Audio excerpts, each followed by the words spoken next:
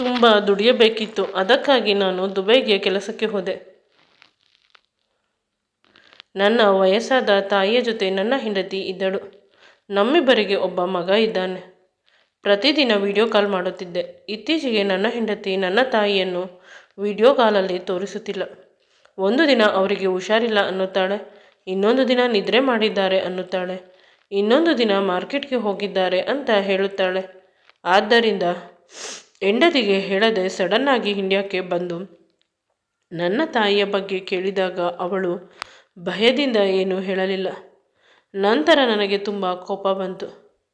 ಆಗ ನನ್ನ ಮಗ ಯಾರೂ ಇಲ್ಲದ ನಿರ್ಜನವಾದ ಪ್ರದೇಶಕ್ಕೆ ಕರೆದುಕೊಂಡು ಹೋದ. ಅಲ್ಲಿದ್ದ ನನ್ನ ತಾಯಿಯ ಪರಿಸ್ಥಿತಿಯನ್ನು ನೋಡಿ ನಾನು ಬೆಚ್ಚಿದೆ. ಶತ್ರುಗಳಿಗೂ ಕೂಡ ಈ ರೀತಿಯ ಪರಿಸ್ಥಿತಿ ಬರಬಾರದು. ನನ್ನ ಹೆಸರು ರಮೇಶ. ಅಪ್ಪ ಚಿಕ್ಕಂದಿನಲ್ಲಿ ಅಮ್ಮನನ್ನು ಬಿಟ್ಟು ಬೇರೆ ಮದುವೆ ಆದರಂತೆ. ಜೊತೆಯಲ್ಲಿ ಇದ್ದಾಗ ಯಾವಾಗಲೂ ಕುಡಿದು ಹೊಡೆಯುತ್ತಿದ್ದರಂತೆ. ಆ ನೋವಿನ ಕಾಟ ಸಹಿಸಿಕೊಳ್ಳಲು ಸಾಧ್ಯವಾಗದೆ ಅಮ್ಮ ಅಪ್ಪನನ್ನು ಬಿಟ್ಟು ನನ್ನನ್ನು ಕರೆದುಕೊಂಡು ಬೇರೆ ಊರಿಗೆ ಹೋಗಿದ್ದಳು. ನಾವು ಬೆಂಗಳೂರಿನವರು, ಆದರೆ ಈಗ ಇರುವುದು ಮೈಸೂರಿನಲ್ಲಿ. ಮೊದಮೊದಲು ಅಮ್ಮ ಮನೆ ಕೆಲಸ ಮಾಡಿ ನನ್ನನ್ನು ಸಾಕುತ್ತಿದ್ದಳು. ಆನಂತರ ಬಟ್ಟೆ ಹೊಲಿಯುವುದು, ರೇಷನ್ ಅಂಗಡಿಯಲ್ಲಿ ರೇಷನ್ ಕೊಡುವುದು, ಎಲ್ಲ ಕಡೆ ಕೆಲಸ ಮಾಡಿ ನನ್ನನ್ನು ತುಂಬ ಚೆನ್ನಾಗಿ ನೋಡಿಕೊಳ್ಳುತ್ತಿದ್ದಳು. ಯಾವುದೇ ರೀತಿಯ ಸಮಸ್ಯೆ ಇರಲಿಲ್ಲ. ನಾನು ಎಂದರೆ ಅವಳಿಗೆ ತುಂಬ ಇಷ್ಟ. ನನಗೆ ಅವಳೆಂದರೆ ಇಷ್ಟ. ಇದು ನಮ್ಮ ಪುಟ್ಟ ಪ್ರಪಂಚವಾಗಿತ್ತು. ಏಕೆಂದರೆ ಅಮ್ಮ ಅಪ್ಪನನ್ನು ಬಿಟ್ಟ ಮೇಲೆ ಯಾರೂ ಕೂಡ ಅಮ್ಮನಿಗೆ ಸಹಾಯ ಮಾಡಲಿಲ್ಲ. ಎಲ್ಲರಿಗೂ ಭಯ. ಎಲ್ಲಿ ಅಮ್ಮ ಸಹಾಯಕ್ಕೆ ಯಾರದಾದರೂ ಮನೆಗೆ ಹೋಗಿಬಿಡುತ್ತಾಳೆ ಅಂತ ಯಾರೂ ಕೂಡ ಅವರ ಮನೆಯ ಬಾಗಿಲನ್ನು ತೆಗೆದಿಲ್ಲ. ಆದರೆ ಅಮ್ಮ ಅದಕ್ಕೆ ಭಯಪಡಲಿಲ್ಲ. ಧೈರ್ಯವಾಗಿ ನನ್ನನ್ನು ಸಾಕಲು ಆರಂಭಿಸಿದಳು. ನಾನು ಕೂಡ ಅವಳಿಗೆ ಕಷ್ಟ ಕೊಡುತ್ತಿರಲಿಲ್ಲ. ಅವಳ ಪರಿಸ್ಥಿತಿಯ ಬಗ್ಗೆ ಅರಿವು ಇದ್ದದ್ದರಿಂದ ಎಷ್ಟು ಇದೆ ನನ್ನಲ್ಲಿ ಅಷ್ಟು ಮಾತ್ರ ಖರ್ಚು ಮಾಡುತ್ತಿದ್ದೆ. ಅವಳು ಯಾವ ಬಟ್ಟೆಯನ್ನು ತೆಗೆದುಕೊಟ್ಟರೂ ಅದನ್ನು ಹಾಕಿಕೊಳ್ಳುತ್ತಿದ್ದೆ. ಒಮ್ಮೊಮ್ಮೆ ಬೆಳಿಗ್ಗೆ, ಮಧ್ಯಾಹ್ನ, ರಾತ್ರಿ ಕೂಡ ಅಮ್ಮ ಮೊಸರನ್ನು ತಿನ್ನಿಸುತ್ತಿದ್ದಳು. ನಿಧಾನವಾಗಿ ತಿಳಿಯಿತು, ನನಗೆ ಅನ್ನ ಕೊಟ್ಟು ಅವಳು ಗಂಜಿಯನ್ನು ಮಾಡಿಕೊಂಡು ಕುಡಿಯುತ್ತಿದ್ದಾಳೆ ಹೊಟ್ಟೆ ಹಸಿವಿಗೆ ಅಂತ. ಅಷ್ಟೊಂದು ಬಡತನವಿತ್ತು. ಆದರೆ ಆ ಬಡತನದಲ್ಲೂ ಒಂದು ಸುಖ ಸಂತೋಷ ಇತ್ತು. ಕೆಲವು ದಿನಗಳು ತೀರಾ ಕಷ್ಟ ಅನಿಸಿದರೆ ಇನ್ನು ಕೆಲವು ದಿನಗಳು ಸುಂದರವಾಗಿ ಇರುತ್ತಿದ್ದವು. PUC ಆಯಿತು.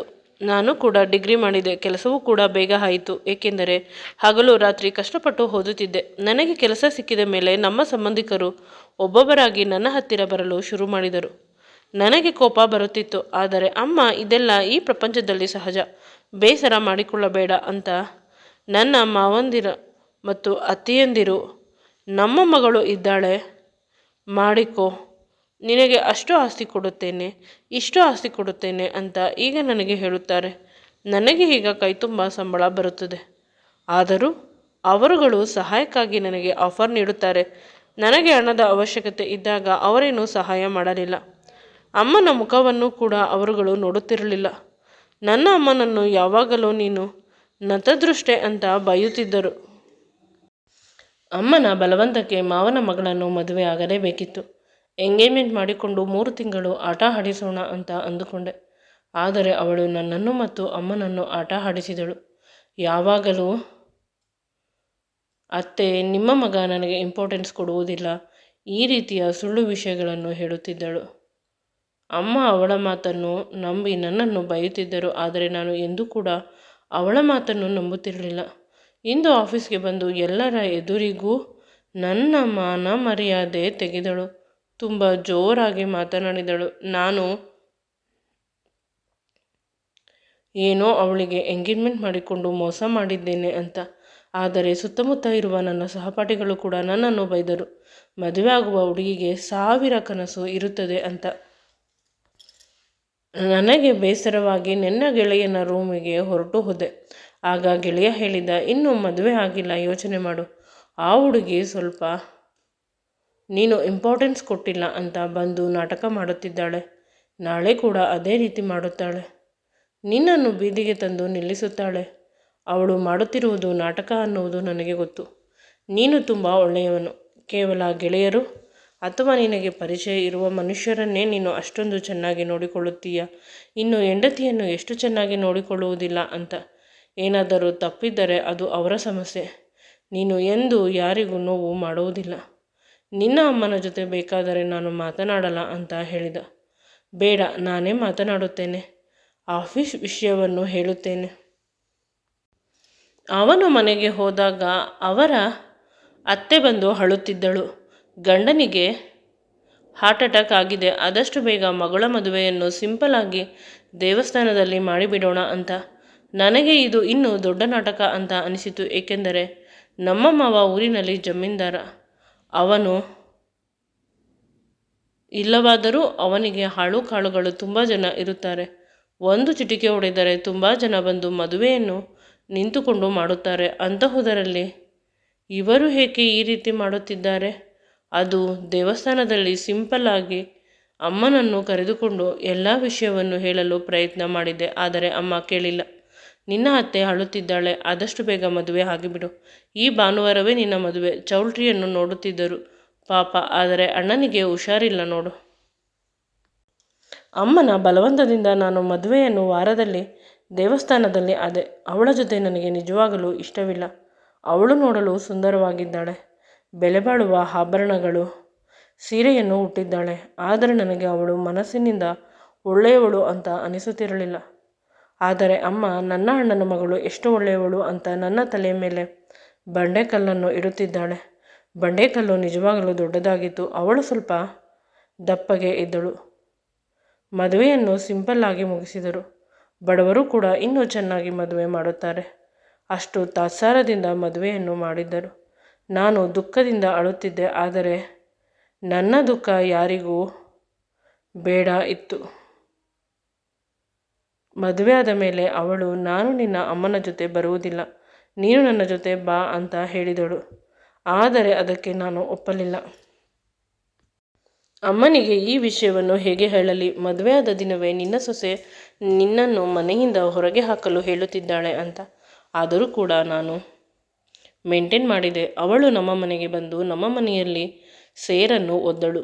ಈಗ ಗಂಡ ಹೆಂಡತಿಯಾಗಿ ಒಂದೇ ರೂಮಿನಲ್ಲಿ ಮಲಗೋದು ನನಗೆ ತುಂಬ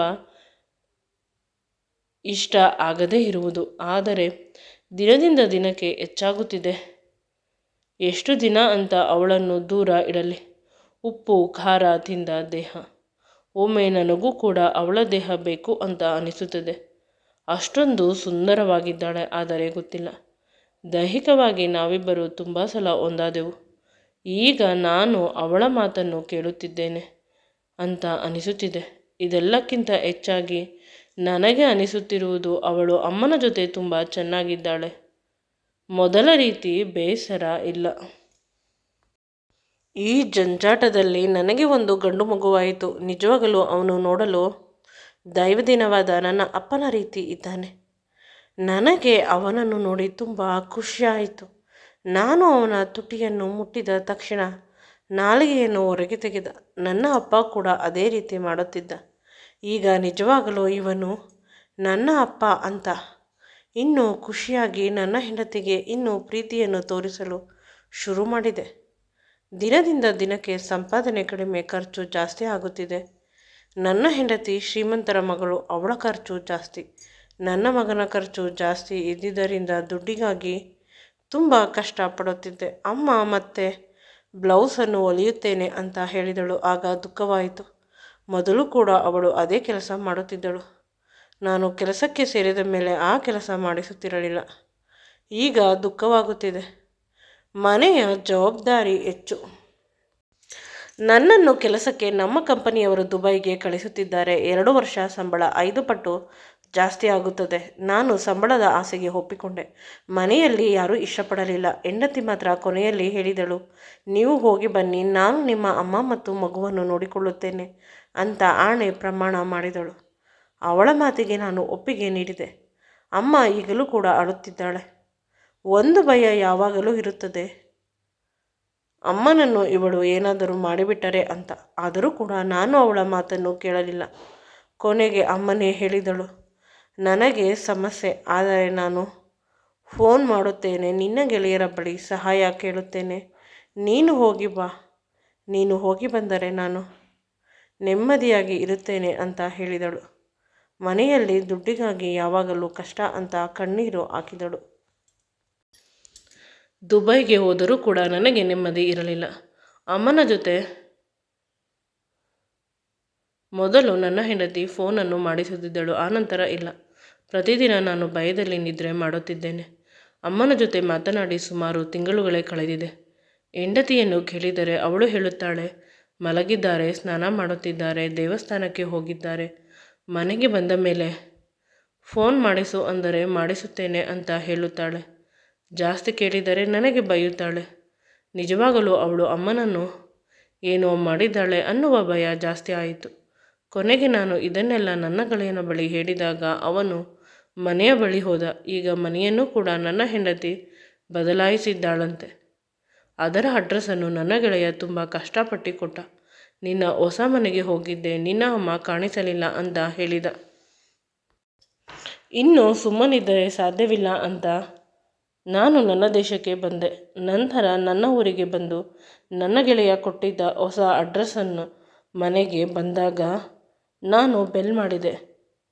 ಅವಳು ಎಚ್ಚರವಾಗಿ ನನ್ನನ್ನು ನೋಡಿ ಆಶ್ಚರ್ಯಕ್ಕಿಂತ ಹೆಚ್ಚಾಗಿ ಭಯದಿಂದ ಬೆವರುತ್ತಿದ್ದಳು. ಇವರು ಹೇಗೆ ಬಂದರು ಅನ್ನುವ ಭಯ ಮಾತ್ರ ಅವಳಲ್ಲಿ ಜಾಸ್ತಿ ಇತ್ತು. ನಾನು ಮನೆಯೆಲ್ಲ ಹುಡುಕಿದೆ. ನನ್ನ ಮಗ ನನ್ನನ್ನು ಬಂದು ಗಟ್ಟಿಯಾಗಿ ತಬ್ಬಿಕೊಂಡ. ಪದೇ ಪದೇ ನನ್ನ ಅಮ್ಮನ ಬಗ್ಗೆ ಕೇಳಿದಾಗ ಅವಳು ಏನೂ ಮಾತನಾಡಲಿಲ್ಲ. ರೂಮಿನ ಬಾಗಿಲು ಹಾಕಿಕೊಂಡು ಹೋದಳು. ಆದರೆ ನನ್ನ ಮಗ ನನ್ನನ್ನು ತಬ್ಬಿಕೊಂಡು, ನನಗೆ ಗೊತ್ತು, ಅಜ್ಜಿಯ ಬಳಿ ಕರೆದುಕೊಂಡು ಹೋಗುತ್ತೇನೆ ಅಂತ ಕೈಯನ್ನು ಹಿಡಿದುಕೊಂಡು ಕರೆದುಕೊಂಡು ಹೋದ. ಇದೆಲ್ಲ ನನ್ನ ಹೆಂಡತಿಗೆ ಗೊತ್ತಿಲ್ಲ. ನನ್ನ ಮಗ ತುಂಬ ಚಿಕ್ಕವನಾದರೂ ಊರಿನ ಹೊರಗೆ ನನ್ನನ್ನು ಕರೆದುಕೊಂಡು ಹೋಗುತ್ತಿದ್ದಾನೆ. ತುಂಬ ಭಯವಾಗುತ್ತಿದೆ. ನಿರ್ಜನವಾದ ಪ್ರದೇಶ, ಯಾರೂ ಇಲ್ಲದ ಪ್ರದೇಶದಲ್ಲಿ ಅಲ್ಲೊಂದು ಇಲ್ಲೊಂದು ಮನೆಗಳಿವೆ. ಅದರಲ್ಲಿ ಇದ್ದ ಒಂದು ಮನೆಗೆ ನನ್ನನ್ನು ಕರೆದುಕೊಂಡು ಹೋದ. ಅದು ಸ್ವಲ್ಪ ದೊಡ್ಡ ಮನೆ. ಆದರೆ ಮನೆಯೊಳಗೆ ಹೋದಾಗ ಅಲ್ಲಿ ಇದ್ದ ಅಮ್ಮನನ್ನು ನೋಡಿ ನಿಜವಾಗಲೂ ನಾನು ಬೆಚ್ಚಿದೆ. ಅಮ್ಮ ಅಲ್ಲಿ ಬಟ್ಟೆಯನ್ನು ಹೊಲಿಯುತ್ತಿದ್ದಾಳೆ. ರಾಶಿ ರಾಶಿ ಬಟ್ಟೆಗಳನ್ನು. ಅವಳ ಸಹಾಯಕ್ಕೆ ಒಬ್ಬ ಹುಡುಗ ಇದ್ದಾನೆ. ಬಟ್ಟೆಯನ್ನು ತಂದುಕೊಡುವುದು ನನ್ನ ಹೆಂಡತಿ, ತೆಗೆದುಕೊಂಡು ಹೋಗುವುದು ನನ್ನ ಹೆಂಡತಿ. ಅಲ್ಲಿಗೆ ಕ್ಯಾಮ್ರಾ ಕೂಡ ಹಾಕಿಸಿದ್ದಾಳೆ. ನನ್ನ ಹೆಂಡತಿ ತಿಂಗಳಿಗೆ ಅಮ್ಮನಿಂದ ಕಡಿಮೆ ಅಂದರೂ ಅವಳಿಗೆ 50,000ವನ್ನು ದುಡಿದು ಕೊಡಬೇಕು. ಇಲ್ಲವಾದರೆ ಅವಳಿಗೆ ಕೋಲಿನಿಂದ ಹೊಡೆಯುತ್ತಾಳಂತೆ. ಇದರಿಂದ ಕೋಪಗೊಂಡ ನಾನು ನನ್ನ ಅಮ್ಮನನ್ನು ಕರೆದುಕೊಂಡು ಬಂದೆ. ಪೊಲೀಸ್ ಸ್ಟೇಷನ್ನಲ್ಲಿ ಕಂಪ್ಲೇಂಟ್ ಕೊಟ್ಟೆ. ಈ ವಿಷಯದ ಬಗ್ಗೆ ವಿಚಾರಣೆ ನಡೆಸಿದರು. ಆದರೆ ಅಮ್ಮ FIR ಹಾಕಲು ಬಿಟ್ಟಿಲ್ಲ. ನಿನ್ನ ಹೆಂಡತಿ ಒಳ್ಳೆಯ ಮಗುವನ್ನು ಹೆತ್ತುಕೊಟ್ಟಿದ್ದಾಳೆ. ಅವಳು ಜೈಲಿಗೆ ಹೋಗಿ ಕೋರ್ಟಿನಲ್ಲಿ ನಾಳೆ ಶಿಕ್ಷೆ ಆದರೆ ವರ್ಷಾನುಗಟ್ಟಲೆ ಜೈಲಿನಲ್ಲಿ ಇರುತ್ತಾಳೆ. ನಂತರ ಪ್ರತಿದಿನ ಪ್ರತಿಕ್ಷಣ ನಮ್ಮ ಮೇಲೆ ಶಾಪ ಹಾಕುತ್ತಾಳೆ, ನೋವನ್ನು ತಿನ್ನುತ್ತಾಳೆ. ಅದು ನಮಗೆ ಒಳ್ಳೆಯದು ಆಗುವುದಿಲ್ಲ. ಅಮ್ಮ, ಅವಳು ನಮಗೆ ಮಾಡಿದ್ದು ನೋವಲ್ಲವೇ ಅಂದಾಗ ಅವಳು ಮಾಡಿದ್ದು ತಪ್ಪು ಅಂತ ನಾವು ತಪ್ಪೇ ಮಾಡೋಣ ಮಗುವೆ. ನಿನಗೆ ಇಷ್ಟ ಇಲ್ಲ ಅಲ್ಲವೇ? ಅವಳ ಜೊತೆ ಡೈವರ್ಸ್ ತೆಗೆದುಕೊಂಡು ಬಿಡು. ಬೇರೆ ಕಾರಣವನ್ನು ಕೊಟ್ಟು. ಅಮ್ಮ ಹೇಳಿದಾಗ ನನಗೂ ಅದು ಸರಿ ಅಂತ ಅನಿಸಿತು. ನಾಳೆ ಮಗುವಿಗೆ ಸಮಾಜದಲ್ಲಿ ಮರ್ಯಾದೆ ಬೇಕು. ಅವನ ಭವಿಷ್ಯ ತೊಂದರೆ ಆಗುತ್ತದೆ ಅಂತ ಪೊಲೀಸ್ ಬಳಿ ರಿಕ್ವೆಸ್ಟ್ ಮಾಡಿಕೊಂಡು FIR ಹಾಕದಂತೆ ಮಾಡಿದೆ. ಆಗ ಪೊಲೀಸ್ನವರು, ನೀನು ಒಬ್ಬ ಗಂಡಸು, ಬಾ, ಹೆಂಡತಿಗೆ ಎದುರಿಕೊಂಡು ಅಮ್ಮ ಪಟ್ಟಿರುವ ಕಷ್ಟವನ್ನು ಕಡೆಗಣಿಸುತ್ತಿದ್ದೀಯಾ ಅಂತ ಬೈದರು. ಕೊನೆಗೆ ಅಮ್ಮ ಹೇಳಿದಂತೆ ಡೈವರ್ಸ್ ತೆಗೆದುಕೊಂಡೆ. ಅವಳು ಮಗುವನ್ನು ನಾನು ನೋಡಿಕೊಳ್ಳುವುದಿಲ್ಲ, ನಾನು ಇನ್ನೊಂದು ಮದುವೆಯಾದರೆ ಕಷ್ಟ ಅಂತ ಹೇಳಿದಳು. 1 ಟೈಮ್ ಸೆಟಲ್ಮೆಂಟ್ ಮಾಡಿಸಿಕೊಂಡಳು. ಅವಳ ಉದ್ದೇಶ ಇನ್ನೊಂದು ಮದುವೆ ಆಗುವುದು. ಯಾವುದೇ ಕಾರಣಕ್ಕೂ ಅವಳು ಒಂಟಿ ಇರುವುದಿಲ್ಲ. ಯಾರಾದರೂ ಶ್ರೀಮಂತ ಹುಡುಗನನ್ನು ನೋಡಿ ಪುನಃ ಮದುವೆ ಆಗುತ್ತಾಳೆ. ಅವಳಿಗೆ ಸ್ವಲ್ಪ ಕೂಡ ಪಶ್ಚಾತ್ತಾಪವಿಲ್ಲ. ನಮ್ಮ ಬಳಿ ಇರಲಿ, ಅವಳಿಗೆ ಅವಳ ಮಗುವನ್ನು ಕಂಡರೂ ಕೂಡ ಪಶ್ಚಾತ್ತಾಪವಾಗಲಿ ಇಲ್ಲ. ಒಮ್ಮೆ ಅಷ್ಟು ಕಲ್ಲು ಮನಸ್ಸಿನ ತಾಯಿಯಿಂದ ಮಗು ದೂರ ಇರುವುದೇ ಎಷ್ಟು ಒಳ್ಳೆಯದು ಅಂತ ಅನಿಸಿತು. ಈಗ ನನ್ನ ರಜದ ಸಮಯ ಮುಗೀತು. ನಾನು ಪುನಃ ಕೆಲಸಕ್ಕೆ ಹೋಗಬೇಕಾಯಿತು. ಅಮ್ಮನನ್ನು ಮತ್ತು ನನ್ನ ಮುದ್ದಾದ ಮಗುವನ್ನು ಇಬ್ಬರನ್ನು ಕರೆದುಕೊಂಡು ದುಬೈಗೆ ಹೋದೆ. ಅಲ್ಲೇ ಒಂದು ಹೊಸ ಬದುಕನ್ನು ಕಟ್ಟಿಕೊಂಡೆ. ಅಮ್ಮ ನನ್ನ ಮಗನನ್ನು ನೋಡಿಕೊಳ್ಳುತ್ತಾಳೆ. ನಾನು ತುಂಬ ನೆಮ್ಮದಿಯಿಂದ ಕೆಲಸಕ್ಕೆ ಹೋಗಿ ಬರುತ್ತೇನೆ, ಯಾವುದೇ ತೊಂದರೆ ಇಲ್ಲದೆ. ದುಬೈಗೆ ಅಮ್ಮ ಮತ್ತು ನನ್ನ ಮಗ ಬಂದು 2 ವರ್ಷವಾಯಿತು. ನಿನ್ನೆ ಇದ್ದಕ್ಕಿದ್ದಂತೆ ಅವರ ಅಮ್ಮನ ಬಗ್ಗೆ ಪ್ರಶ್ನೆ ಮಾಡಿದ. ಇನ್ನೊಂದು ಮದುವೆಯಾಗಿ ಸುಖವಾಗಿದ್ದಾಳೆ. ಈಗ ನಿನ್ನ 2ನೇ ಅಪ್ಪನಿಗೆ ಪ್ರೆಗ್ನೆಂಟ್ ಅಂತ ನಾನು ಹೇಗೆ ಹೇಳಲಿ? ಇಂದು ಕೆಲಸದಿಂದ ಬೇಗ ಬಂದೆ. ಅಮ್ಮ ನನ್ನ ಕೈಯನ್ನು ಹಿಡಿದುಕೊಂಡು ಹೇಳಿದಳು, ಪಕ್ಕದ ಮನೆಯ ಹಿಂದಿಯವರ ಮಗಳು ಪಿಂಕಿಯನ್ನು ನಿನಗೆ ಕೊಟ್ಟು ಮದುವೆ ಮಾಡುತ್ತಾರಂತೆ. ಅವಳನ್ನು ನೋಡಿದ್ದೀಯಾ ಅಲ್ಲವೇ ಅಂದಾಗ ಅವಳು ತುಂಬ ಸುಂದರವಾಗಿದ್ದಾಳೆ, ಫಿಲ್ಮ್ ಹೀರೋಯಿನ್ಗಿಂತ. ಮನಸ್ಸಿನಲ್ಲಿ ಅಂದುಕೊಂಡೆ.